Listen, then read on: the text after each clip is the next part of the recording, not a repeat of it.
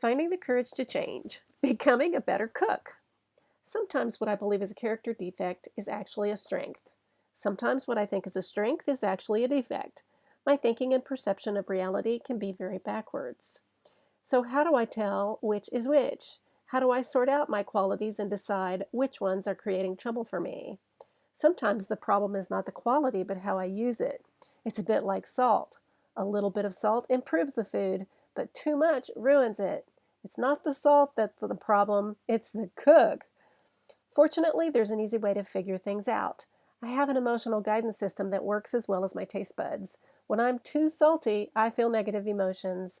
When I'm just right, I feel good. Focus is a great example of a good quality that can cause trouble. I have the ability to hyper-focus and block out all distractions. At work, this allows me to be very productive. However, it's also easy for me to become hyper-focused during an argument.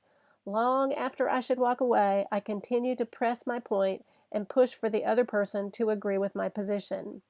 Then I'm surprised when they dig in their heels and get ornery. Even after they leave the room, I obsess over the conversation. I'm feeling salty. Slowly, I'm learning to let go of my unproductive habits of behavior. It's not the quality that's the problem. It's my use of the quality. I can learn to cook in a new way.